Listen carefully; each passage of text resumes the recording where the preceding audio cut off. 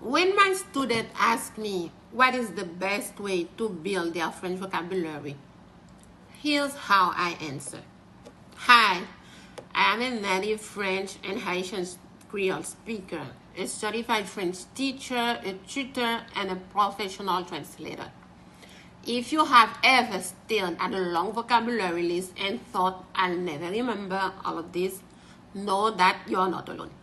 Today, I'm not just giving you advice, I'm showing you how I actually work with my students to make vocabulary stick in a way no app or AI does. My first step is smart immersion. Vocabulary grows best through immersion, but it must be personalized and intentional. The very first thing I do with my students is discover what genuinely interests them.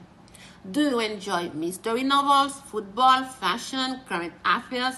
We then work with authentic French content on those exact topics. We use books, articles, short text, or podcasts. When you care about the content, vocabulary stops feeling like homework. It becomes meaningful, and retention happens almost naturally. For students who must follow their school curriculum, I use this smart immersion as scaffolding, not as a replacement. The academic program and the immersion work together in parallel, each reinforcing the other. At this stage, we also develop a crucial skill which is called inferring meaning from context. Instead of instantly translating, I guide you through sentences, ask targeted questions, and help you deduce meaning on your own. This builds true linguistic intuition, not fragile memorization. My second step is exposure to active vocabulary. This is where many learners get stuck. Yes, we keep a vocabulary notebook, but we go much further. Drawing on my experience as both a teacher and a translator, we organize vocabulary into word families, usage patterns, and cultural context. For example, I take the French word le projet. We also explore projeter, avoir des projets, the word family, and how these expressions reflect a distinctly French relationship to planning and the future. We also work with idiomatic language expressions that apps often mistranslate, by the way. They are essential components of building vocabulary also. Every language has them, and French is no exception. I pick, for instance, the French idiomatic expression prendre la poudre d'escampette, which means to take to one's heels, to flee quickly. This is a funny expression. Idioms worth learning because they give your French language color, depth, and authenticity. They are essential if you want to sound natural, not mechanical. My third step is make the language yours. This is where tutoring makes the real difference.